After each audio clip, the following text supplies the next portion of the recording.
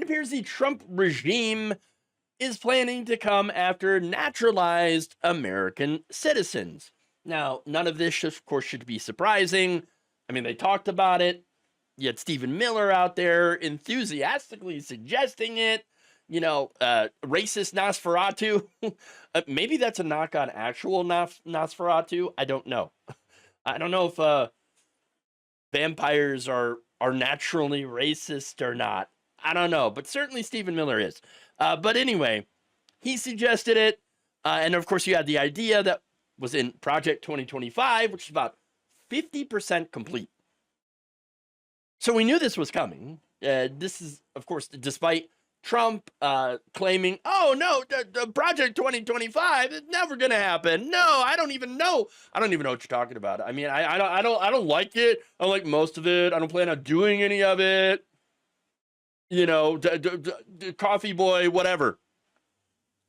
Sir, this was about Project 2025. Do you know anything about it?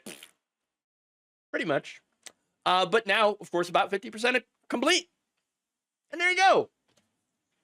And of course, now the DOJ is taking their first step in coming after naturalized American citizens, stripping citizenship from those who applied for it and received it. For what, you ask? Well, not for crimes. No, for explicitly political reasons. Now, there's a June 11th memo titled Civil Division Enforcement Priorities that was written by Assistant Attorney General Brett Shumate. And it lays out that plan. See, the memo is directing the government to maximally go after denaturalization cases. And it even ranks which kinds of cases should receive the most attention. At the top of the list are cases against those that they claim will pose a potential danger to national security, including those with a nexus to terrorism. Now, what exactly does any of that mean? I don't know. It's pretty vague, ain't it? Well, that's on purpose. Look, denaturalization is a pretty big thing, right? And normally it deals with a narrow set of circumstances. Okay. So, for example, maybe somebody lied on their citizenship application. Or perhaps they failed to disclose something significant enough that, had it been disclosed, the government would have declined to grant the person citizenship in the first place. Like, okay, so you have ties to certain, I don't know, groups, like Al-Qaeda or something. Okay, and the government might be like, yeah, no, we're gonna have to reject this one.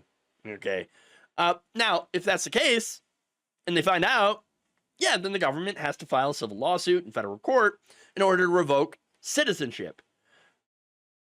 That said, normally though, they go after war criminals or other kinds of very serious criminals. But no longer will you have to be a criminal to be targeted. Well, then what's the criteria? Now it's being expanded to having the wrong kind of politics. That's right. For example, Tufts student Rumesa Ozturk had written a pro-Palestine op-ed in a student newspaper. This administration had accused her of supporting Hamas and then used that to revoke her visa.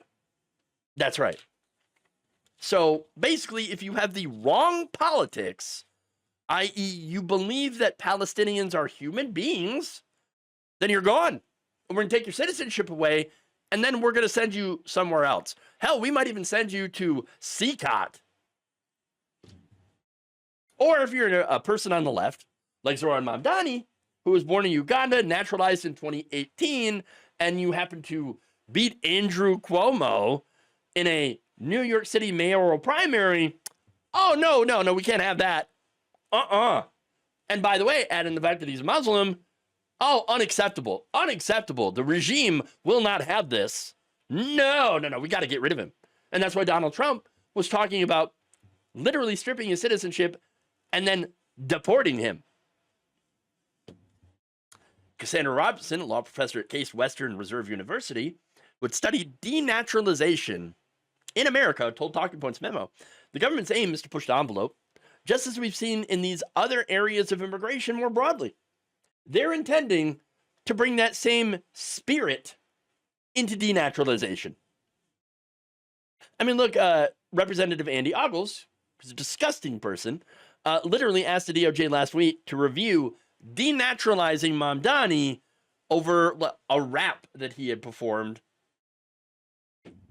praising a specific charity group, I believe. I mean, there it is. Trump himself said on Tuesday, a lot of people are saying that Mamdani he's an illegal. He's here illegally. What? No, they're afraid of him because he's young and populist. He's actually populist, not the fake right-wing populist, but he's an actual populist. Wants to give people free bus fare, okay, or be able to allow people to ride the bus for free. City-run grocery stores, which of course completely piss off the people that are continuously raising the prices of groceries in order to get as much money as they can. It would cut into their profits, wouldn't it? And so, yeah, that's why they're against him. That's why they're against him. Now, the other thing here about this whole thing is how vague being a danger to our national security is. How vague that statement is. Because I think that's really important to point out. Okay? Oh, yeah, no, this person is a danger to our national security. Well, why is it? He once was he's a Muslim. That's it. That's enough. That's enough. And it is enough for them. I mean, they'll make up whatever reason they can think of to justify stripping citizenship from people, especially those who are getting involved in politics. And I'm afraid that the courts will not be able to protect those people who will be targeted. Look, the judiciary, I know, up to the Supreme Court, has largely upheld the concept of citizenship for naturalized Americans. But I don't expect the Supreme Court to uphold that, especially since they recently handed Trump a gigantic win on birthright citizenship by stopping courts from being able to issue nationwide injunctions. So, look, the whole court case wasn't even about birthright citizenship, even though it was related to it. It's about these injunctions, right? But without those nationwide injunctions, which stopped Trump from enacting his ban on birthright citizenship, now every person that they are going to try to denaturalize and deport to take their citizenship away has to go to court. And not everyone has the resources to be able to take them to court. That's one of the problems here. Okay. And so, look, even if Trump isn't able to carry out these threats effectively in a as wide of a, group of people as he wants to strip citizenship from, it doesn't matter, because there is still the fact that if people are targeted, or when people are targeted, this is going to chill political speech and political activity. Patrick Weil, a visiting professor at Yale Law School, who wrote a book on the history of denaturalization in the United States, told to Talking Points memo last year that these threats against people, threatening to denaturalize them, to strip their citizenship away, is mainly a tool to scare people into compliance. He said it's a policy of fear that he's trying to do. Getting back to Robertson, the Case Western professor, she added, if you have one group of people who feels very comfortable that their citizenship is secure, i.e. many MAGAs, okay, they will feel much more comfortable being politically active. But if you have another group of people who worries that if their political activity gets on the wrong side of somebody in power, that their lives and livelihoods might be vulnerable, that is a lesser citizenship. That is a reason why people might step back from political participation.